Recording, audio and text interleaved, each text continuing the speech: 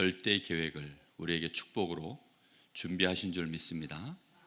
우리는 그 사실을 믿기 때문에 예배 자리에 나온 것이고 하나님의 말씀을 받기 위하여 이 자리에 모인 것입니다.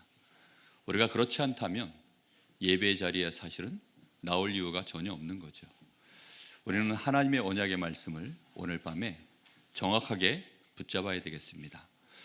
오늘 2024년도 우리 다 같이 한번 새해 표어를 한번 외쳐보겠습니다. 다 같이 한번 해볼까요? 시작. 그리스도의 빛 모든 사람 보게 하라. 한 번 더 하겠습니다. 그리스도의 빛 모든 사람 보게 하라. 아멘. 그리스도의 빛 모든 사람 보게 하라. 오늘 여러분 말씀 속에서 여러 가지 중요한 사실들을 봐야 되겠습니다. 우리가 먼저 서론에서 생각해야 될 부분은 왜 그리스도의 빛이 이 땅에 비춰져야 되는가? 그냥 그리스도가 아니라 왜 빛이라고 하는가? 왜 빛일까요? 오늘 말씀의 1장 5절에 보니까 이 땅에 뭐가 임해 있다고 말하고 있습니까? 어두움이 이 땅에 임해 있는 것입니다. 어둠 가운데 빛이 왔는데 어둠에 있는 자들이 깨닫지 못하더라, 이렇게 나와 있습니다. 분명하게 우리가 알아야 될 것은 세상의 상태가 하나님이 창조하시기 전에도 이미 창세기 1장 2절에 흑암, 혼돈, 공허, 이미 땅 자체가, 세상 자체가 흑암, 혼돈, 공허 속에 있었다라고 분명히 말씀하고 있습니다. 오늘 예배 시작할 때 제가 읽었던 말씀 본문이 이사야서 60장 1절 2절입니다. 일어나라 빛을 발하라 하시면서 그 이유에 대하여 뭐라고 말씀하십니까? 흑암, 어두움이 땅을 덮을 것이요 캄캄함이 만민을 가리우고 있다. 그게 이유입니다. 우리는 세상을 정확하게 보는 눈을 딱 가지고 있어야 됩니다. 우리가 생각할 때 세상이 밝습니까? 희망찹니까? 그러나 하나님의 말씀에는 세상에는 지금 어둠과 흑암의 권세에 잡혀 있다라고 말씀하고 있습니다.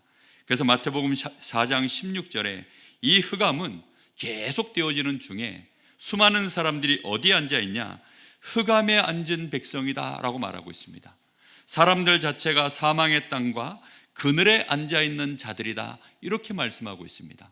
많은 사람들이 지금 흑암에 앉아 있고 사망과 저 그늘 속에, 사망의 땅과 그늘 아래 앉아 있다라고, 세상은 그런 세상이라고 말씀하고 있습니다. 우리의 마음속에 그래서 말씀을 통하여 세상을 보는 눈을 여셔야 되겠습니다. 여러분의 눈에 흑암이 보이십니까? 여러분의 눈에 어두움이 보이십니까? 정말 많은 사람들이 이 땅에 어두움과 흑암이 있다는 사실을 거의 잘 모르고 지나갑니다. 그러나 뭔가 있기는 있다라고 느낌적인 느낌을 갖고 있을 뿐이죠. 그런데 여기 말씀에는 틀림없이 뭐라고 되어 있습니까? 어두움이 이 땅을 덮었다. 캄캄함이 만민을 가리웠다. 하나님의 말씀을 듣게 되기를 예수님의 이름으로 축복합니다. 여러분, 진정으로 이 눈을 뜨셔야 돼요. 우리가 이 눈을 뜨지 못하면 우리는 기도할 이유도 없고 사실상 그리스도의 언약을 붙잡을 이유가 나와지질 않습니다. 왜 우리가 하나님의 나라라고 하는 이 빛의 축복을 누려야 하는지, 우리는 성령의 충만함이라고 하는 이 축복의 어마어마한 비밀 속으로 들어가야 되는지 우리는 알 수 없게 되어집니다. 여러분의 가정에 흑암이 있습니까? 사실은 여러분이 가는 모든 곳에 어둠이 덮여 있다는 사실이 보여지십니까? 그걸 보셔야 돼요. 우리 자녀들이 지금 저의 품에 있지만, 우리의 품 안에 있지만, 우리 자녀들이 앞으로 가야 될 현장은 어디이지요? 어둠 속으로 나가야 됩니다. 저 캄캄함 속으로 나가야 됩니다. 예수님께서 제자들을 세상 가운데 내보실 때 뭐라고 말씀하십니까? 내가 이 귀한 내 양들을 저 이리떼 가운데 보냄과 같도다, 이렇게 말씀하고 있습니다. 세상이 이리떼와도 같다. 그 가운데 보내야 되는 것이 우리 후대들입니다. 우리가 지금 그 세상 가운데 실제로 살고 있습니다. 그러면 어둠과 이 흑암이 그냥 단순히 어둠과 흑암이냐? 뭐 깜깜한 게 뭐가 문제가 되겠냐? 그게 그냥 문제가 아니라 거기에는 활동하는 존재가 있다 보니 성경에는 뭐라고 되어 있냐면 골로새서 1장 13절에는 흑암의 권세라고 표현하고 있습니다. 이 흑암이 권세가 있어요. 어둠 자체에 엄청난 능력이 있다는 것입니다. 그러다 보니까 이것이 우리에게 혼돈과 공허를 끊임없이 야기시키고 있어요. 고린도후서 6장 14절 16절에 보면 이런 말씀이 나옵니다. 너희는 믿지 않는 자와 멍에를 함께 매지 말라. 의와 불법이 어찌 함께하며 빛과 어둠이 어찌 사귀며. 여러분, 사람이 어둠 속에서 혼란에 빠져버리면 어둠과 빛이 같이 사귀는 일이 가능한 것처럼 보여요. 또 여기 말씀처럼 의와 불법이 함께하고 이런 일들이 가능한 것처럼 보여지는 것입니다. 15절에 보면 6장 15절에는 그리스도와 벨리알이, 이거 우상신 이름이거든요. 그리스도와 벨리알이 어찌 조화가 되며 믿는 자와 믿지 않는 자가 어찌 상관하며. 상관한다는 의미는, 성경에서 상관이라는 의미는 부부간의 관계를 말하는 것입니다. 그만큼 결혼도 하고 함께 모든 것을 동고동락하는 일에 완전히 연합하는, 이제 그런 것이 어찌 가능하겠으며 하나님의 성전과 우상이 어찌 일치가 될 수 있겠느냐. 분명히 여러분, 말씀 속에 지금 이렇게 경고하고 있습니다. 흑암의 권세가 우리를 혼란에 빠뜨려 버리면 세상 자체가 의와 불법이 같이 가요. 아니, 그리스도와 벨리알이 같이 갑니다. 아니, 하나님의 성전과 이 우상이 함께 일치가 되어지는 일들이 벌어지는 것입니다. 여러분의 눈에 그게 보이십니까? 지금 기독교와 저 천주교, 불교, 저 무속인, 이런 사람들이 같이 연합하여서 예배한다고 그러고 있는 시대가 지금 이런 시대입니다. 이런 시대가 세상에 없었어요. 어둠이 짙어지면 어둠 속에서는 아무것도 분간할 수가 없게 되어지는 것입니다. 이게 지금 뭐 앞인지 뒤인지 옆인지, 여기 앞에 지금 위험이 있는지, 이 앞에 좋은 것이 있는지 나쁜 것이 있는지 아무것도 모르게 되어지는 것입니다. 흑암 세력은 그렇게 지금도 활동하고 있는 것입니다. 에베소서 6장 12절에 보니까 이렇게 말씀이 나와요. 하나님의 전신갑주를 입으라. 왜 입으라고 합니까? 마귀의 간계를 능히 대적하기 위하여. 근데 이 마귀가 간계를 쓰면서 어떤 일을 하고 있냐면 정사와 권세자들과 특히 어둠의 세상 주관자들을, 하늘에 있는 악한 영들, 이런 것들을 움직여서 지금도 많은 신자와 세상의 사람들을 간계를 가지고 묶어서 망하도록, 정말로 멸망 속으로 들어가도록 지금도 활동하고 있기 때문입니다. 요한일서 2장 11절에 보면 이런 말씀이 나와요. 빛 가운데 있다 하면서 그 형제를 미워하는 자는 지금까지 어둠에 있는 자요, 그의 형제를 사랑하는 자는 빛 가운데 거하지 아니하고 자기 속에 거리낌이 없으나 그의 형제를 미워하는 자는 어둠에 있고 또 어둠에 행하며 갈 곳을 알지 못하나니 이는 그 어둠이 그의 눈을 멀게 하였습니다. 여러분, 어두움이 뭘 멀게 한다고요? 그의 눈을 멀게 만들었다. 여러분, 사람 눈이 멀어서 어둠 속에 들어가는 것이 아니라 어둠이 우리의 눈을 멀게 만들었다. 여러분, 그게 흑암 권세에 지금도 활동하고 있는 역사입니다. 우리가 형제를 미워하면서도 우리가 미워하는 줄도 모르고 미워하는 가운데 있으면 그 사람 자체가 어디에 들어있다고요? 어둠 속에 있는 자다. 그런데 그 어둠이 그 사람의 눈을 멀게 만들어서 사실상 하나님의 말씀과는 아무 상관없이 그렇게 인생이 가고 있는 것입니다. 이사야서 5장 20절에는 이런 말씀이 나옵니다. 악을 선하다 하며 선을 악하다 하며 흑암으로 광명을 삼으며 광명으로 흑암을 삼으며 쓴 것으로 단 것을 삼으며 단 것으로 쓴 것을 삼는 자들은 화 있을진저. 여러분, 모든 것이 지금 거꾸로 그렇게 그걸 믿고 살아가는 사람들, 어둠의 역사가 그렇게 되어져 있는 것입니다. 흑암의 권세가 역사를 하면 빛을 어둠이라고 여기고 악을 선이라고 여기고 선은 오히려 악하다 여기고 빛은 어둠이라고 여기는 이런 역사들이 계속 일어나고 있습니다. 여러분, 많은 렘넌트들, 어린 후대들이 뭐가 되고 싶어 하는 줄 압니까? 요즘에는요, 판검사 이런 거 아니에요. 의사 이런 거 아닙니다. 재능 있고 실력 있는 아이들이 예체능, 그쪽 분야의 꿈을 많이 꿉니다. 아이돌 되고 싶다, 스타가 되고 싶다, 연예인 되고 싶다. 그런 걸 엄청나게 원하고 있어요. 그게 빛인 줄 알고 그 속에 엄청난 어둠이 들어있는데 모르고 있습니다. 판검사가 되면 되겠지, 내가 성공자의 엘리트의 자리에 가면 되겠지, 대기업에 가면 되겠지. 그 자리가 엄청난 흑암의 자리인데 그걸 몰라요. 복 있는 사람은 악인의 꾀를 쫓지 아니하고 죄인의 길에 서지 아니하며 악인의 자리에, 교만한 자의, 오만한 자의 자리에 앉지 아니하며 라고 말씀하고 있습니다. 우리 후대들에게 참 빛, 이 복이 임해야 될 줄로 믿습니다. 여러분 정말 우리의 눈을 뜨셔야 됩니다. 분명히 우리는 말씀 속에서 오늘 답을 딱 내셔야 됩니다. 이 어둠 속에, 이런 세상 속에 이 어둠의 세상 주관자가 있다라고 성경에는 말씀하고 있습니다. 이 세상 신, 이 세상 임금에 대하여 예수님은 분명하게 말씀하셨습니다. 이 어둠 가운데, 흑암 가운데, 혼돈 속에 누가 활동하고 있습니까?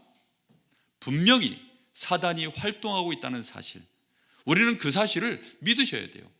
내가 본 적이 없습니까? 가서 보십시오. 어디 가서 보면 될까요? 여러분 현장 나가서 보세요. 정말로 얼마나 어둠 속에 들어있는지 확인해 보십시오. 여러분의 가정과 가문에서 보이십니까? 이게 사단의 활동이 아니고서는 어떻게 이렇게 될 수 있을까요? 아니 어떻게 부부 간에, 부모 자식 간에 이런 일들이 벌어질 수 있을까요? 아니 어떻게 멀쩡한 사람들을 뒤에서 험담을 하고 많은 사람들을 죽이려고 계략을 꾸미고 사람을 무너뜨리려고, 망하게 하려고 전쟁을 일으키고 한 나라를 집어삼키려고 그런 일들을 할까요? 아니 마약 같은 거 만들면 어떻게 될까요? 그거는 정말로 아무리 생각해도 납득이 안 되죠. 그런데 그런 일들이 계속 벌어질 수밖에 없는 이유는 분명한 사단의 활동이 있기 때문인 것입니다. 오늘 우리는 말씀 속에서 답을 얻으셔야 돼요. 이 사단은 세 가지 분명한 활동을 하고 있습니다. 그 첫째가 뭐냐면 함정을 팝니다. 그 둘째가 뭐냐면 끊임없이 사람을 틀에 가둡니다. 그 넷째가 뭐냐면, 셋째가 뭐냐면 한 사람 한 사람에게 올무를 씌우는 것입니다. 12가지 문제라고 우리는 보통 얘기하고 있죠. 마귀가 가장 지금도 심혈을 기울여서 하고 있는 짓이 뭐냐면 사람을 미끼를 던져서 함정에 빠뜨리는 겁니다. 그게 마귀가 하고 있는 활동이에요. 마귀가 우리에게 미끼를 던지는데 네가 하나님처럼 될 수 있다. 우리가 그 미끼를 덥석 물어서 하나님처럼 될 수 있는 줄 알고 그렇게 마귀가 원하는 대로 하나님의 말씀을 불신앙하는 순간 우리는 어떻게 돼버립니까? 심각한 범죄 속으로 빠져버리는 것입니다. 하나님 앞에 범죄하면 하나님의 축복을 받을 수가 없어요. 하나님의 은혜를 받을 수가 없게 되어집니다. 하나님을 떠난 인생이 돼버리게 되는 것입니다. 마귀가 우리에게 미끼를 던집니다. 육신의 아름다움을 보고 육신의 성공과 육신의 아름다움과 육신의 여러 가지 즐거움들을 쫓아서 많은 사람들이 그걸 보고 시집가고 장가가도록, 그게 창세기 6장에 일어난 사건 아닙니까? 그거 계속 쫓아가면 좋은 거지요. 아니 기왕지사 잘생긴 남자가 좋고 기왕지사 이쁜 여자가 좋죠. 남자들은 어찌하든지 이쁘냐? 그냥 이쁜 여자가 좋은 거예요. 남자들은 기왕지사 멋있는 남자가 좋은, 여자들은 멋있는 남자가 좋은 거죠.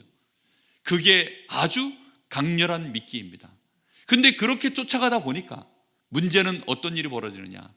마귀가 그 미끼를 가지고 우리를 함정에 빠뜨리는데 시간이 지나면 지날수록 네피림이 임한다고 되어 있습니다. 그 네피림이 딱 임하고 나면 그때부터는 이 땅에 또다시 어둠, 흑암, 혼돈, 공허가 땅을 덮어버립니다. 사람들의 생각이 항상 악할 뿐이고 사람들의 계획 자체가 죄악 속에, 악함 속에 완전히 물들어 있다라고 하나님의 사람 지으셨음을 한탄했다라고 나오고 있습니다. 그것이 마귀가 지금도 하고 있는 함정을 파는 일입니다. 이쁜 여자 너무 좋아하지 않기를 예수님의 이름으로 축복합니다. 여러분 정말 멋있는 남자, 돈 많은 남자, 명 짧고 돈 많은 남자 그만 찾아다니시기를 예수님의 이름으로 축복합니다. 정말 얼마나 많은 사람들이 그렇게 지금도 그걸 쫓아가는지 몰라요. 그러다 보니까 그 미끼를 무는 순간 또다시 네피림으로, 그러다가 이 마귀는 또다시 많은 엘리트들에게, 많은 성공자들에게 던지는 미끼가 하나 있습니다. 지금보다 네가 더 높은 자리로 갈 수 있어. 지금보다 네가 더 성공할 수 있어.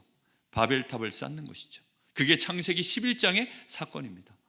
우리가 성공이라는 것을 쫓아가다 보니까 문제는 그 성공이라는 미끼를 물어버리면, 사단의 활동, 이 땅에 흑암이 덮여있다는 사실을 모르면 우리도 모르는 사이에 하나님을 대적하는 자리에 가 있게 돼버리는 것입니다. 3단체는 엄청난 성공을 했지만 그들이 지금 하는 일이 뭐죠?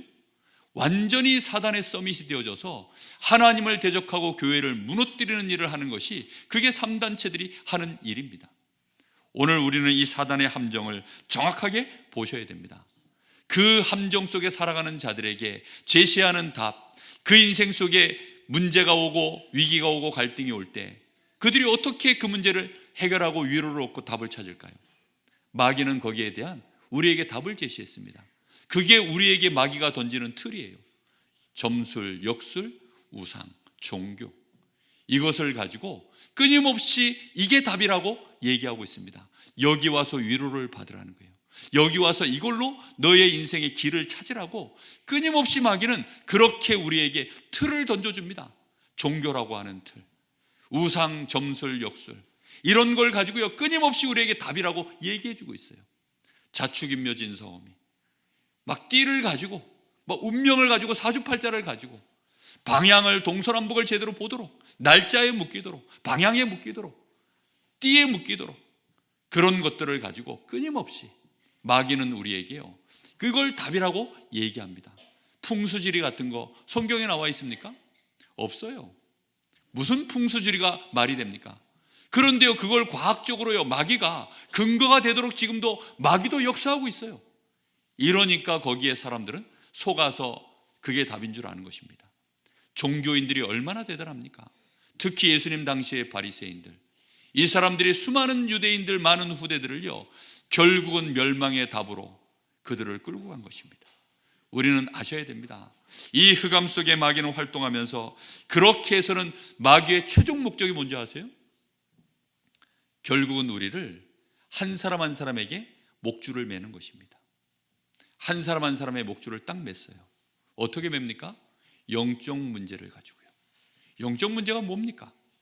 영적 문제는 그 사람이 죄인이라는 것입니다. 영적 문제 중에 영적 문제는 한 사람 한 사람이 전부 죄인인 거예요. 마귀 자녀인 것입니다. 지옥의 백성인 것입니다. 한 사람 한 사람 한 사람이 전부 죄인이요 마귀 자녀요, 저 지옥에 그 이름이 올라가 있습니다. 그게요 마귀가 우리에게 목줄을 딱 걸고 마음대로 끌고 나갈 수 있는 근거인 거예요. 우리가 마귀에게 애완견입니까? 우리가 마귀에게 노예입니까? 노예 아닌데 마귀는 그곳으로 낙인을 찍었어요. 그리고는 이제 어디로 끌고 나가죠? 나를 숭배하라는 것입니다. 마귀를 섬기라고 하는 것입니다. 그게 우상 숭배예요. 그래서 뭇 백성들조차, 심지어는 이스라엘 백성들조차도 끊임없이 그 마귀에게 속아가지고 어둠이 있다는 사실을 모르니까, 사단이 활동한다는 사실을 모르니까 우상 숭배의 역사가요 그 긴 이스라엘의 역사 안에 거의 대부분의 역사를 차지합니다. 하나님을 올바르게 섬겼던 시간은요 생각보다 없어요. 하나님을 제대로 섬겼던 인물들이요 생각보다 없습니다. 그 긴 시간 동안 거의 다 우상 숭배. 우리 대한민국의 반만년 역사 자랑하지만 그 역사 속에 뭐 했죠? 엄청난 우상 숭배 속에 왔던 것입니다. 그게 완전히 개인에게 붙잡혀 있는 올무예요. 마귀는 지금도 그렇게 하고 있습니다. 교회를, 모태신앙으로 태어나서 교회를 다니다가 어느 날 시집가고 장가가는데 보니까 이 집안에, 내가 원하는 이 집안의 종교가, 아니 불교라, 아니 이 집안은 부모가 보니까 무속인이라, 그럼 뭐 교회는 뭐 절대 싫어하죠. 그러니 어느 날 이 올무에 딱 그대로 잡혀 있다가 종교 생활로 교회 다니다가 이제는 마귀가 그걸 어디로 데려가요? 절간으로 데려가는 것입니다. 저 이상한 곳으로 다 끌고 다니는데 어느 날 이도 저도 싫으니까 자기는 무교라고 하는 신자들이 얼마나 많은지, 예전에 자기도 교회 다녀봤다는 겁니다. 그러면서 이제는 한 사람 한 사람에게 정신적으로, 저 경제로 육신의 문제로 끊임없이 올무를 걸어가지고 그걸로 네가 잘, 거기에서 빠져나오는 길이 있다. 그 빠져나오는 길이 뭐죠? 욕심벌이라는 것입니다. 저 불교에서 내주는 답, 3단체에서 내주는 답, 명상 속으로 들어가랍니다. 접신하면 된다는 것입니다. 심지어는 마약을 하면 된다는 거예요. 심지어는 어떻게 하면 된다고 얘기합니까?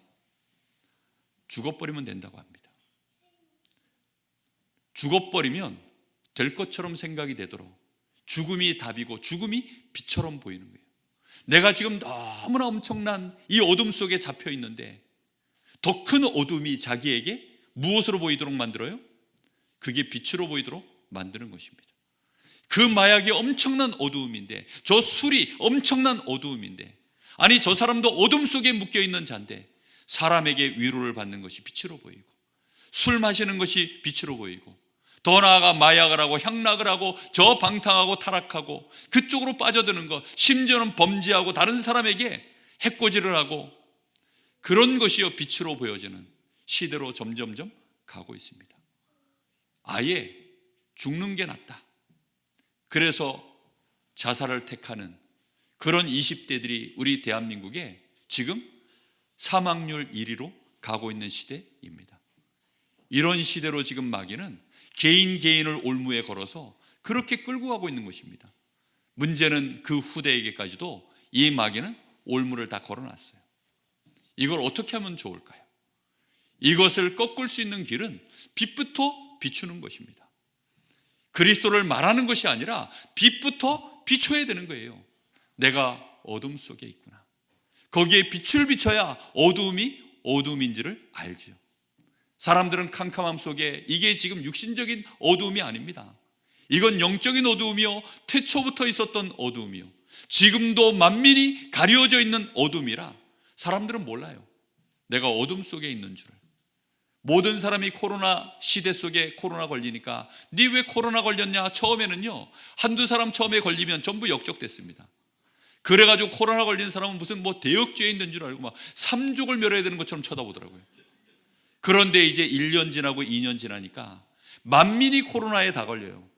한 번 걸리고 두 번째 걸리고 세 번째 걸리고 이러니까 이제는 자연스러워져서 코로나 이러면 그래 이제는 코로나가 너무나 자연스러워져서 지금 저희들이 지금 앓고 있는 이 감기가 코로나인지 감기인지 알 수가 없어요. 얼마 전에 저도 감기 앓았거든요. 저희 지금 황건사님도 좀 감기가 왔어요. 그래가지고 지금 저기 알타가 오셨는데 감기인지 코로나인지 모릅니다. 근데 사람들은요, 이게 어두움인지 빛인지 구분도 못하고 모든 사람이 다 그렇게 우울하게 살아가고, 다른 사람들도 그 길로 가니까 그 길인 줄 알고, 그냥 그 대열에 서서 넓은 길로 그게 안전한 줄 알고, 하나님의 말씀하시는 이 좁은 길, 생명의 길을 전혀 듣지 못하여서 이게 빛이 비춰지지 않으니까 이 길이 올바른 길인지 이게 틀린 길인지 전혀 모르고 그렇게 가고 있는 것입니다. 삼풍백화점 무너질 때, 삼풍백화점 혹시 우리 랩런트들 들어보셨나요? 성수대교 사건 들어보셨나요? 혹시 6.25 때 사건 아닌가 이렇게 생각하시면 곤란합니다. 정말 우리나라에 백화점이 한번 무너진 사건이 있었어요. 무너지기 전에 얼마나 많은 경고의 시그널이 있었는지 모릅니다. 건물에 금이 가고 막 여러 가지 막 안 좋은 막 상황들이 발생되어지고, 근무하는 그 직원들은요 다 알았어요. 그래서 거기에 대하여 위에 계속 보고를 하는데 이 사람들이요 흑암에 덮여 있다 보니까 건물이 무너지겠냐 차마. 그래가지고는 하루 이 문을 닫고 검사하는, 하루만 검사했으면 되는데 하루 매출 그 돈에 묶여가지고요 완전히 어둠에 사로잡힌 거죠. 그래서는 완전히 쫄딱 망해버린 거죠. 아니 성수대교가 무너질 줄 누가 알았겠습니까? 안 사람이 있었을까요, 없었을까요? 있었습니다. 그런데 무시했어요. 여러분, 우리는 빛을 비춰야 됩니다. 이 땅에 지금 어두움이 땅을 덮어버렸습니다. 캄캄함이 만민을 가려버렸습니다.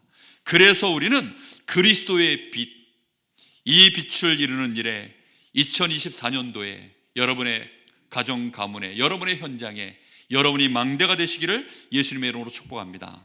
어떻게 빛을 비춰야 됩니까? 하나님은 먼저 말씀으로 빛을 비춰주셨습니다. 흑암을 꺾기 전에 먼저 말씀으로 약속을 하신 거예요. 그래서 우리는 말씀부터 붙잡으시면 됩니다.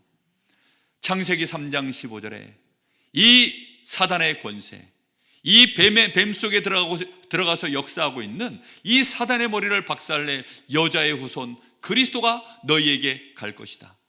여러분 이 말씀으로 빛을 삼으시기를 바랍니다.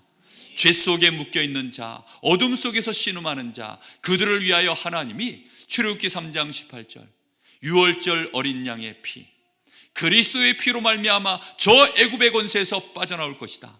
지금도 출애굽의 역사는 이 빛을 비출 때 진행되어질 줄 믿습니다. 말씀을 붙잡으십시오. 완전히 바벨론의 그 흑암 속에 어둠 속에 묶여버렸을 때 그 포로 중에 도저히 여망이 없는 그곳에 하나님은 무엇을 주셨습니까? 말씀을 주셨습니다. 보라, 처녀가 잉태하여 아들을 낳으리니 그 이름을 임마누엘이라 하리라. 마태복음 16장 16절 드디어 그 말씀을 하나님이 빛으로 주셨는데 그 말씀을 드디어 빛을 타고 우리 주님이 오늘 요한복음 1장에 보니까 어떻게 하셨습니까? 이 말씀은 세상의 빛이요, 이 말씀은 사람들에게 생명의 빛이요, 어둠에 비추는 빛이라. 그리고는 이 말씀이 세상 가운데 드디어 오셨는데 말씀이 육신을 입어 이 땅에 오신 줄 믿습니다. 여러분, 그래서 우리는 말씀을 먼저 붙잡을 때 우리 속에 있는 흑암이 벗어지게 될 줄 믿습니다. 여러분이 말씀을 붙잡고 현장에 서면 그 현장에 여러분 흑암이 무너지게 되어 있는 것입니다. 여러분 말씀의 능력을 믿으십시오. 말씀이 빛입니다. 여러분 어떻게 여러분 저 스위치를 켜십니까? 여기가 추울 때 왜 여러분은 저 스위치를 켭니까? 믿기 때문입니다. 저걸 누르면요 여기에 빛이 들어와요. 그럼 어둠은 떠나가는 것이죠. 이 땅에 덮여있는 이 근원적인 어둠, 이 흑암의 세력을 무엇으로 여러분 밝혀야 되겠습니까? 하나님은 분명히 말씀이 빛이라고 말씀하고 있습니다. 그래서 여러분 창세기 1장 3절에 보면 창조의 빛을 하나님이 비추신 거예요. 흑암 혼돈 공허가 있는 그곳에 빛이 있으라. 무엇으로 하셨습니까? 말씀으로요. 말씀으로 빛을 비춰버리신 것입니다. 여러분 말씀으로 하는 것입니다. 진짜 어둠은 그렇게 되어지는 거예요. 도둑놈들이 아니면 나쁜 놈들이 나쁜 짓 할 때 그때요 도둑이야 하면 도둑놈이 도망갑니까? 안 도망갑니까? 도망갑니다. 안 해보셨습니까? 도둑이야 하면요 도망가요. 아니 제가 폭력을 휘둘렀습니까? 아니죠. 소리를 외치는 그 순간 그 말 자체가 빛이 되는 것입니다. 아 여기 도둑놈 있다 라고 하는 그 순간 그게 빛이에요. 이 땅에 여러분 어둠이 있음을 깨달으시길 바랍니다. 정말로 그리스도의 빛, 이 창조의 빛. 왜 그리스도가 창조의 빛이냐? 1장 3절에 보니까 1장 3절에 만물이 그로 말미암아 지은 바 되었으니 지은 것이 하나도 그가 없이는 된 것이 없느니라 이렇게 말씀합니다. 요한계시록 3장 14절에 보니까 창조의 근본이신 그리스도라고 말씀하고 있습니다. 그리스도는 창조의 근본이신 줄 믿습니다. 이 그리스도 안에 있으면 고린도후서 5장 17절에 보니까 그런즉 누구든지 그리스도 안에 있으면 새로운 피조물이라. 이전 것은 지나갔으니 보라 새 것이 되었도다. 여러분 그리스도는 지금도 여전히 창조의 빛 가운데 우리에게 역사하시는 줄 믿습니다. 우리에게는 이 그리스도가 생명의 빛입니다. 이 그리스도는 세상에 사람들의 생명의 빛이라고 1장 4절에 말씀하죠. 요한복음 8장 12절에는 이렇게 말씀합니다. 예수께서 또 말씀하여 이르시되 나는 세상의 빛이니 나를 따르는 자는 어두움에 다니지 아니하고 생명의 빛을 얻으리라. 예수를 따르는 자는 어둠 속에 다니지 아니하고 무슨 빛을 얻는다고요? 생명의 빛을 얻으리라. 여러분 하나님이 우리에게 주시는 이 생명은 빛인 줄 믿습니다. 여러분 그래서요 우리 자신이 그리스도를 영접하는 그 순간 우리 안에 빛이 있어요. 우리에게는 생명의 빛이 있는 것입니다. 사망의 어두움이 들어있는 것이 아니라 이 사망의 어둠을 몰아내는 생명의 빛이 우리 안에 임한 줄 믿습니다. 이거 여러분 연초에 가서 한번 확인해 보세요. 강릉에 정말 용하다는 무속인, 그건 누군지 전 잘 모르겠습니다. 정말로 얼마 전에 신내림 받아가지고 영빨이 장난 아니다라고 하는 그런 무속인이 있거든. 찾아가서 한번 여러분 자신을 한번 보여줘 보세요. 그러면 여러분의 속에 생명의 빛이 들어있다는 사실을 알게 될 것입니다. 그 무속인이 알아요. 저는 무속인이 저한테 하는 말을 몇 번 들었습니다. 저에게요, 환한 빛이 있대요. 한 무속인이 저보고 그런 거예요. 너무 환하대요. 또 어떤 무속인은 저보고 그러더라고요. 자기보다 더 큰 신이 계셔가지고 자기 신이 쫄아가지고 못 온대요. 그런 얘기를 제가 들었거든요. 아, 그렇구나. 역시 말씀 그대로구나. 여러분, 이런 사실들을요, 사람들이 생각이나 보겠습니까? 아니, 예수 믿는 사람들이요, 그 속에 어마어마한 생명의 빛이 들어있고, 그 귀신들을 무서워하는 무속인들이 두려워하는 그 할배들, 자기들이 섬기는 그 귀신들이 무서워하는 더 큰 신이 우리 안에 들어있다는 사실을 여러분, 그 누가 상상이나 할 수 있겠습니까? 우리는 빛인 줄로 믿습니다. 너희는 세상의 빛이라. 분명히 우리는 이 창조의 빛, 생명의 빛 우리 안에 들어와 있습니다. 여러분, 빨리 말씀 한번 찾아볼까요? 요한복음 3장 16절부터 21절입니다. 우리가 오늘 읽었던 본문이 요한복음이기 때문에 3장을 찾는 거 쉽습니다. 그 말씀을 같이 한번 제가 봉독하며 이 내용을 한번 살펴보겠습니다. 그리스도의 빛, 이 안에 나와 있습니다. 3장 16절입니다. 하나님이 세상을 이처럼 사랑하사 독생자를 주셨으니 이는 그를 믿는 자마다 멸망하지 않고 영생을 얻게 하려 하심이라. 지금 이 세상의 흑암 속에 있는 자들이 멸망 속에 들어있다는 것입니다. 하나님이 그 아들을 세상에 보내신 것은 세상을 심판하려 하심이 아니요 그로 말미암아 세상이 구원을 받게 하려 하심이라. 18절에 그를 믿는 자는 심판을 받지 아니하는 것이요 믿지 아니하는 자는 하나님의 독생자의 이름을 믿지 아니하므로 벌써 심판을 받은 것이니라. 그러면서 이제 19절에 그들의 죄에 대하여 물어보시는 것을 보고 정죄라고 합니다. 네 죄는 이거야 라고 딱 집어 말할 때 그걸 정죄라고 하거든요. 너가 지금 심판을 받는 이유가 이 죄 때문이야 라고 말하는 걸 보고 정죄라고 합니다. 그 정죄가 이것이라고 말하는데 19절입니다. 곧 빛이 세상에 왔으되 사람들이 자기 행위가 악함으로 빛보다 어두움을 더 사랑한 것이니라. 사람들이요, 정죄당해야 될 일이 뭐라고요? 좀 뭐 도둑질하고 뭐 거짓말하고 살인하고, 그걸 지금 죄라고 말씀하고 있지 않습니다. 그들이 지금 이 땅에 빛이 왔는데 그 빛을 사랑하지 아니하고 무엇을 더 사랑했다고요? 어둠 그 자체를 더 사랑한 것이 그게 네 죄다, 이렇게 지금 말씀하고 있습니다. 악을 행하는 자마다 빛을 미워하여 빛으로 오지 아니하나니 이는 그 행위가 드러날까 하며, 빛 가운데 드러나면 안 드러날 것이 없습니다. 21절에 진리를 따르는 자는 빛으로 오나니 이는 그 행위가 하나님 안에서 행한 것임을 나타내려 함이라. 여러분, 오늘 이 말씀 속에서 우리는 왜 빛이 그토록 어마어마한 것인지 아셔야 됩니다. 그리스도를 믿는 자, 그리스도를 붙잡은 자, 정죄받지 않는 줄로 믿습니다. 왜요? 빛을 사랑했기 때문입니다. 우리는 빛 가운데로 들어갔기 때문입니다. 우리가 받아야 될 정죄는 어둠 속에서 어둠 가운데 행하고 어두움을 사랑한 것입니다. 어둠 속에서 행하는 일들을 즐겨하고 그걸 좋아하고 그걸 사랑하는 그것이 죄예요. 그러면 행하지 않았어도 죄입니까? 아닙니까? 어둠 속에 있는 그 자체가 어둠을 사랑하기 때문에, 그래서 죄인 것입니다. 차라리 지옥으로 갈란다, 난 이래 살다 말란다, 그 사람은요 여기가 좋다는 것입니다. 그게 정죄예요. 그게 죄목인 것입니다. 그 사람에게는 멸망이 임하고 심판이 오는 것입니다. 오늘 여러분, 그래서 이 그리스도의 빛을 빨리 만민에게 비춰야 됩니다. 어떻게 보게 하면 될까요? 먼저 오직 예수, 오직 예수의 결론을 빨리 내셔야 됩니다. 그래, 그리스도가 바로 빛이시고 그리스도가 모든 문제 해결이신데 그 그리스도가 누구시라는 겁니까? 바로 예수시다. 그래서 나는 이제 오직 예수 한 분으로 우리 가정과 가문의 내 현장에 어두움을 몰아낼 것이다. 내 인생부터 바꿀 것이다. 그래서 진짜 결론 낸 사람은 어떻게 합니까? 요한복음 1장 12절, 그 예수를 영접하게 되어 있습니다. 이 예수를 세상 사람들이 영접하지 아니하였는데 이 예수를 진짜 결론 낸 사람은 어떻게 합니까? 영접하는 것입니다.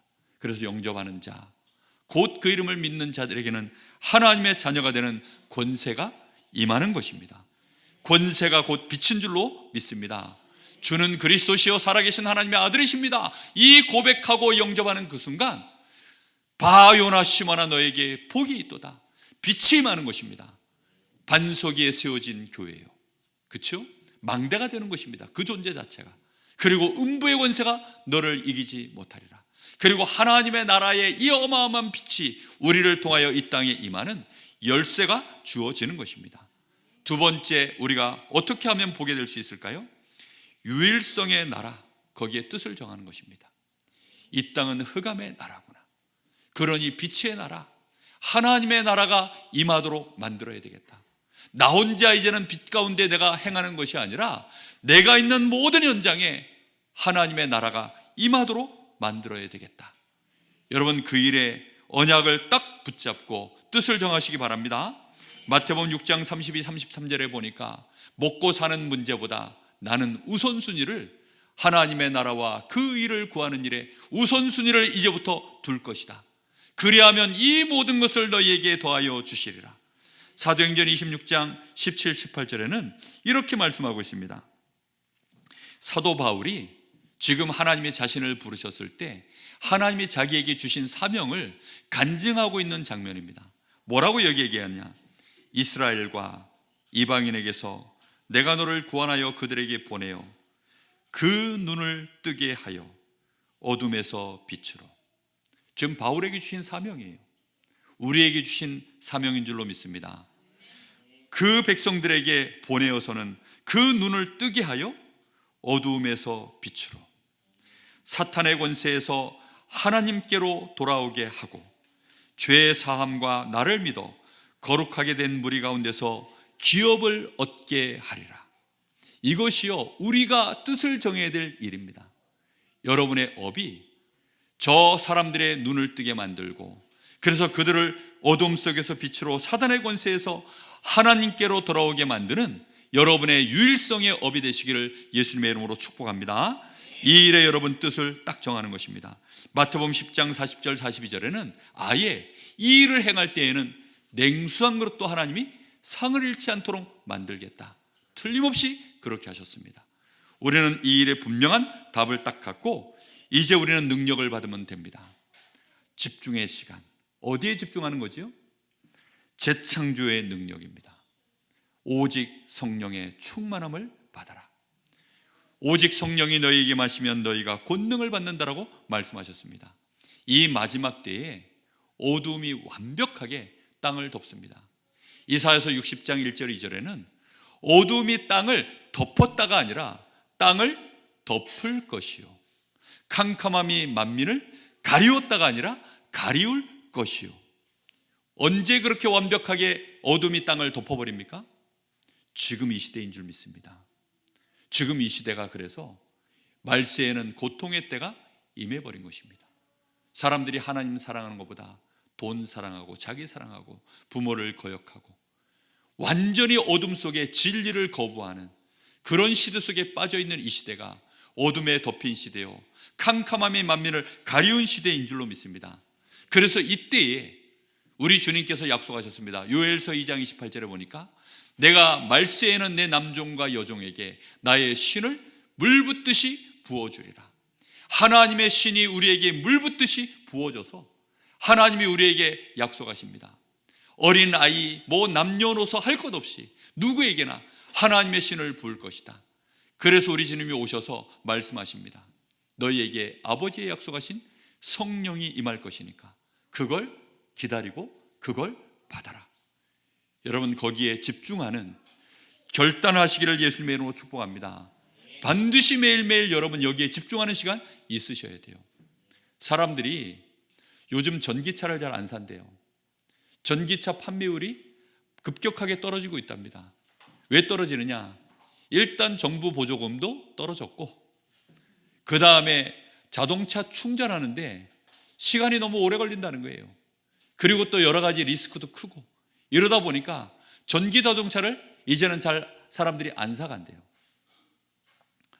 그래도 전기 자동차 산 사람들은 어떻게 해야 될까요? 충전기에 꽂아서 충전을 해야 돼요. 왜 사람들이 휘발유 뭐 경유 이런 거를 여전히 잘 타고 다닐까요? 가서 꽂으면 바로 충전이 되는데 5분 10분밖에 안 걸려요. 여러분, 정말 우리는 반드시 성령 충만 받으셔야 됩니다. 그 얘기하려고 앞에 얘기한 거예요. 정말 여러분 성령 충만 받으셔야 돼요. 충전 받으셨습니까? 뭘로 충전하셨습니까? 저녁 식사하셨습니까? 이제 가셔서 빨리 자야지 또 주무실 생각하십니까? 우리는 먹다 싸다 죽다 여기 잠들다 그거 아닙니다. 우리는 뭐 해야 됩니까? 매일매일 충전하셔야 됩니다. 뭘로 충전해야 됩니까? 재창조의 능력이요. 오직 성령의 충만함을 받아라. 성령 충만 받는 집중의 시간. 여러분, 여기에 완전히 여러분 결단하셔야 됩니다. 내가 성령 충만 받지 않고서는 이 어둠의 세상 속에 살아갈 수가 없구나. 그래서 너희에게 내가 아버지께로 가면 너희에게 오히려 이익이다. 왜요? 내가 너희를 위하여 보혜사를 보낼 것이기 때문이다. 우리 주님이 우리를 위하여 성령을 보내시고 그 성령이 우리 안에 임하는 그 축복으로 충만해지는 은혜가 임할 때 우리에게는 권능이 생기는 줄로 믿습니다. 그래서 마가의 다락방에서 그 시간을 가진 거예요. 사도행전 1장 14절 오로지 기도에 힘쓰니라. 그곳 임하면 성령 충만 임하면 사도행전 2장에 드디어 그 예루살렘의 마가의 다락방에 수많은 사람들이 왔다가 봤습니까? 못 봤습니까? 봤어요. 성령의 불같은 바람 같은 역사가 각 사람에게 충만하게 임해버리니까 드디어 사람들이 봐버린 겁니다. 아니, 이 사람들에게 지금 무슨 일이 일어난 거냐? 이 사람들이 낯술이 취한 거 아니야? 그때 베드로가 일어서서 그때 지금 이 일이 어떤 일인지에 대하여 정확하게 성령 충만하여 증언하는 것을 여러분 아시지 않습니까? 여러분의 현장에 빛이 비춰지기를 예수님의 이름으로 축복합니다. 여러분의 가정 가문에 빛이 비춰지는 역사가 일어나서 보여지게 되어야 됩니다. 여러분, 저 사람이 믿어야 되는 게 아니라 보게 만들어야 됩니다. 저 사람이 나를 봤을 때 하나님이 함께 하시는구나. 저 사람에게는 진정한 빛이 있구나. 나는 어둠 속에 뭔가 있는 것 같은데 저 사람에게는 빛이 있구나. 나는 뭔가 어렵고 힘든데, 나는 곤란하고 힘든데, 나는 돈도 많고 실력도 있고 더 많은 인기와 배경이 있는데 나는 힘들어 죽겠는데 저 사람은 왜 저렇게 평안한가? 알고 봤더니 저 사람에게 뭔가 비밀이 있는데 그게 뭡니까? 그리스도의 빛, 그것인 줄로 믿습니다. 여러분, 그 빛을 비춰주는 역사가 나타나셔야 됩니다. 그걸 보고 전도자의 삶, 우리 인생의 결론의 삶인 줄 믿습니다. 전도자의 삶을 사는 겁니다. 그래서 우리의 매일은 말씀 붙잡고 사는 거예요. 그리고 그 말씀의 언약 속에서 하나님이 역사하시도록 성령 충만을 놓고 기도하는 기도 속에 살아가는 삶입니다. 그리고는 만인 앞에 우리는 그 모습을 가지고 서는 전도, 그게 우리의 사모늘, 말 그대로 말씀과 기도와 전도로, 그게 우리의 삶, 빛을 비추는 삶입니다. 사모들은 그래서요, 미션이 아니에요. 사모들은 숙제가 아닙니다. 사모들은 이 땅에 살아가는 하나님의 자녀들이 살아가는 삶의 유일한 방법인 줄 믿습니다. 여러분, 그게 신앙생활입니다. 그렇게 하지 않으면 나도 어느 날인가는 어두움에 묻혀버립니다. 고요한 밤, 거룩한 밤, 어디에 묻힌 밤? 어둠에 묻힌 밤. 고요한 밤, 거룩한 밤인데 우리 주님이 오신 밤이니까. 그런데 어디에 묻힌 밤이라고요? 어둠에 묻힌 밤입니다. 여러분의 밤이 어둠에 묻힌 밤 얼마나 많습니까? 핸드폰에 묻힌 밤, 정말 부부싸움하다가 스트레스에 묻힌 밤, 하루 종일 일하다가 그 직장 관계자들과 동료들과 여러 가지 돈 때문에 묻힌 밤, 그런 밤들을 계속 살다 보면요, 어느 날인가 눌려서 나도 모르게 또다시 마귀의 올무에 딱 잡혀서 사망의 그늘 가운데 또 앉게 되어지고, 거기 가보니 참 동료들이 많아요. 수많은 사람들이 그 그늘 가운데 다 앉아 있거든요. 너도 왔냐? 나도 왔다. 그러면서요, 서로 포럼하고 서로 위로해주고, 네 남편도 그렇냐? 내 남편도 그렇다. 야, 사람 사는 게 다 그렇지. 그때 여러분들이 사모늘로 빛을 비추기를 예수님의 이름으로 축복합니다. 말씀에 무장해서 가세요. 그거 외에는 길이 없습니다. 그렇게 되어질 때 우리는 모든 사람을 정확하게 볼 수 있는 드디어 영안이 열려집니다. 그래서 한 사람 한 사람을 내가 분석할 수 있는 방법들이, 길이 보여요. 그걸 보고 기록할 때 사람 도표라고 합니다. 여러분의 전도자의, 여러분 그 기도 수첩에 매일매일 한 번씩 잠깐 일기처럼 한번 써보세요. 아, 이 사람이 사망의 그늘 속에 이렇게 앉아 있구나. 이 사람이 마귀 올무에 이렇게 지금 목줄에 매어서 끌려다니고 있구나. 우리는 조금만 그거 알게 되어지면 됩니다. 그렇게 명단을 기록하다 보면 일반적으로 한 사람이 살아가는데 한 300명쯤은 관계를 맺어 살아간대요. 여러분이 그렇게 사람 도표가 한 300명쯤 직접 간접으로 다 연결되어져 있습니다. 2024년도에 모든 사람이 여러분을 통하여 직접이든 간접이든 여러분을 통하여 빛을 보게 되어지는 축복이 있기를 예수님의 이름으로 축복합니다. 우리는 한 가지만 조심하면 됩니다. 내 속에, 흑암 속에 있을 때 묶여있던 동기, 불신앙, 그 어둠 속에서 우리도 모르게 막 빛을 못 보고 사는 동안에 있었던 인본주의, 이런 것들 조금만 버려버리면 됩니다. 하나님은 우리에게 빛을 비추셨습니다. 우리에게 분명한 절대 계획을 가지고 계십니다. 나에게, 나의 것에, 나의 현장에 하나님의 절대 계획은 지금도 역사하고 계신 줄 믿습니다. 여러분, 그걸 믿음으로 붙잡으십시오. 이제는 나도 빛을 비춰야 되겠다. 이것을 다른 말로 캠프라고 합니다. 그래서 2024년도에는 하나님이 우리로 하여금 모든 사람이 이 그리스도의 빛을 보게 만드는 전도 캠프, 이 일에 저와 여러분을 빛의 망대로 세우실 줄로 믿습니다. 정말로 2024년도에 모든 흑암이 물러가는 수밖에 없는 빛의 망대가 곳곳에 세워지기를 예수 그리스도 이름으로 축복합니다. 기도하겠습니다. 살아계신 하나님, 감사를 드립니다.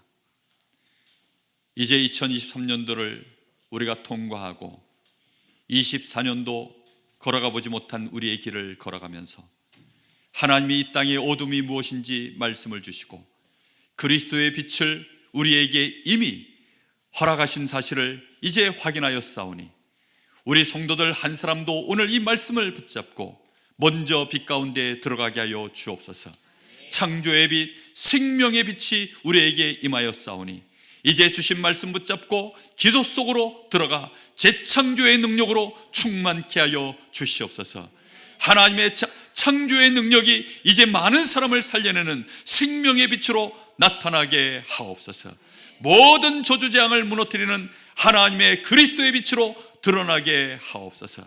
살아계신 예수님의 이름으로 기도하옵나이다. 아멘.